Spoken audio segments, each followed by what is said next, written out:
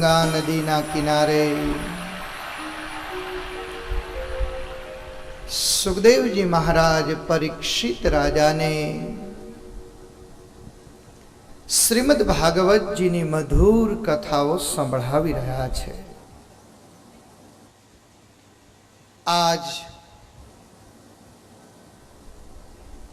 આટલા દિવસથી સુખદેવજી મહારાજ પરીક્ષિત રાજાને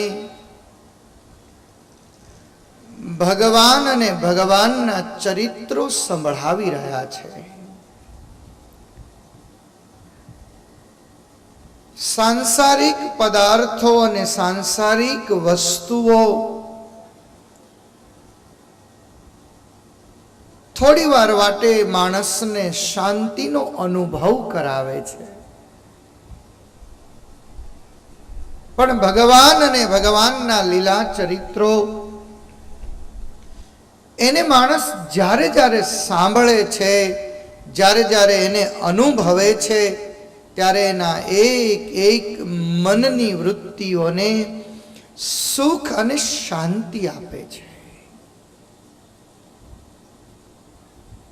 આજ સારો એ સમાજ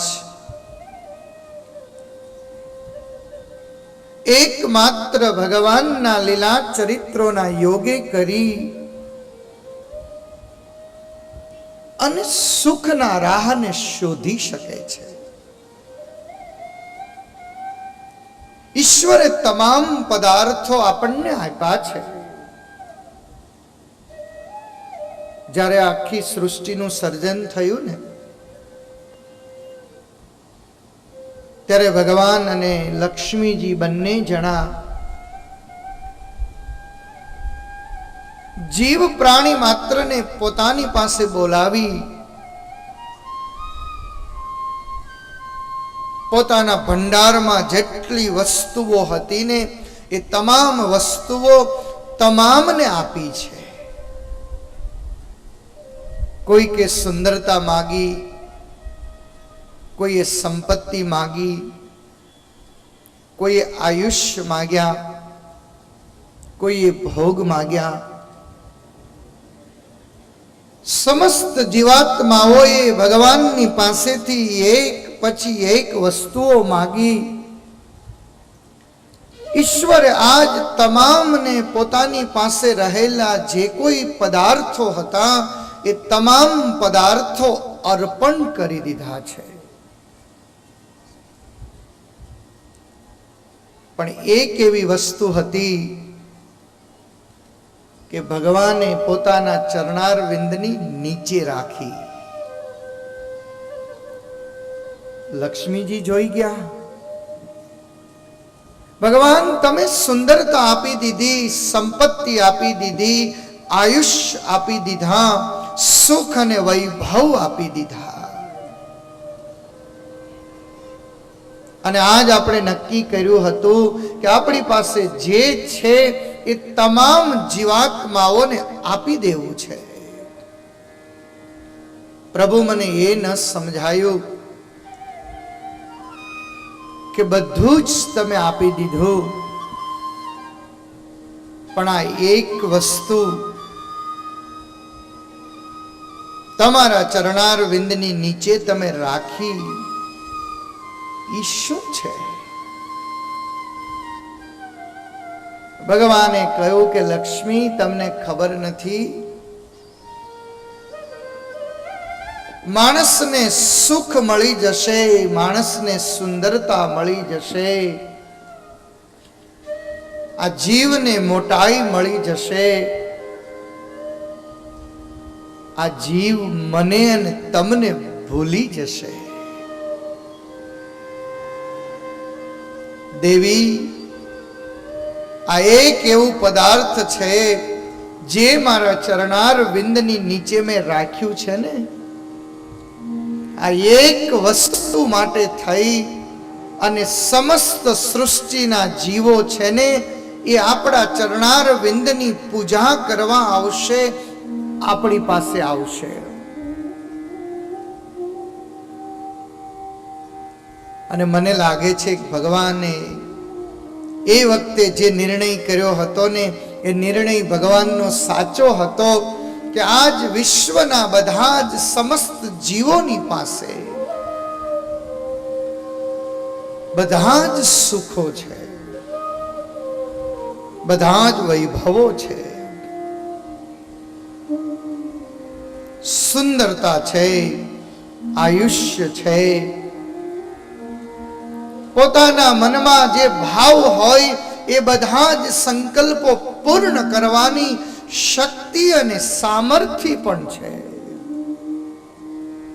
પણ આજ વિશ્વના પ્રત્યેક જીવો એકમાત્ર ભગવાનના ચરણાર વિંદમાં શાંતિની શોધ માટે જાય છે, શાંતિની શોધ માટે. અને આ એક વસ્તુ એવી છે કે જે ભગવાને પોતાના ચરણાર વિંદમાં રાખી મૂકી છે. આજ હું અને તમે આપણે અહીંયા આવીએ છીએ, અહીંયા શું કામ આવીએ છીએ? શાંતિ માટે. જે ઘરમાં સુખ છે, વૈભવ છે, આપણા સંકલ્પો પૂર્ણ કરી શકાય એવા તમામ પદાર્થો છે, પણ આજ ભગવાન અને ભગવાનના સાનિધ્યમાં મારા ને તમારા જેવો જીવ જે જઈ રહ્યો છે માત્ર ને માત્ર શાંતિ માટે. 3 કલાક આવીને અહીંયા બેસીએ છીએ. મને ઘણા લોકોએ કહ્યું કે આમ કંઈ યાદ જ નથી આવતું. આટલી ગરમી છે, પણ અહીંયા આવીને જ્યારે બેસીએ છીએ ને ત્યારે ન તો ઘર યાદ આવે છે, ન તો સંસારના કામ યાદ આવે છે. 3 કલાક સુધી અહીંયા બેસીએ છીએ, અમને એટલો આનંદ આવે છે, અમને એટલો શાંતિનો અનુભવ થાય છે. આવી જે શાંતિ, આવું જે સુખ એ વિશ્વના માનવને માત્ર ને માત્ર ભગવાન અને ભગવાનના સાનિધ્યમાં મળે છે. અને એટલે જ આપણા સંતો કહેતા, એટલે જ નરસિંહ મહેતા કહેતા, એટલે જ ગોપીઓ કહેતી કે અમારે તો ભગવાન અને ભગવાનની સેવા કરવી છે. અમારે ભગવાન અને ભગવાનની સેવા કરવી છે. એકવાર આ જીવનો મોક્ષ થઈ જાય, એકવાર આ જીવને મુક્તિ મળી જાય. આમ તો આપણે તો બધા મુક્તિને જ માગીએ ને, મોક્ષને જ માગીએ છીએ. આપણી સૌની દોડ મુક્તિ માટેની છે, આપણા સૌની દોડ એક મોક્ષ માટેની છે. પણ આજ ભાગવતજીના માધ્યમથી મારે આપને એ કહેવું છે કે ગોપીઓ જ્યારે ભગવાન કૃષ્ણની સેવા કરતી ને બસ ભગવાનની પાસે હાથ જોડી કાયમને માટે એવી માંગણી કરતી કે હે પ્રભુ, આ ભોગ, આ વૈભવ, આ સાંસારિક જવાબદારીઓ, આ બધાની વચ્ચેથી પ્રભુ અમારે તારી પાસેથી માત્ર ને માત્ર તારી સેવા જોઈએ છે. અમે તારી આગળ આવીએ છીએ, તારા ચરણાર વિંદમાં માથું મૂકીએ છીએ. એટલી વાર અમને એટલી શાંતિ થાય છે. કનૈયા, તારી સેવા કરવા અમને જ્યારે મળે છે, તારા સાનિધ્યમાં બેસવાનું અમને જ્યારે મળે છે, અમારા જીવનનું સદભાગ્ય છે. મુક્તિ મળે કે ના મળે, મારે ભક્તિ તમારી કરવી છે.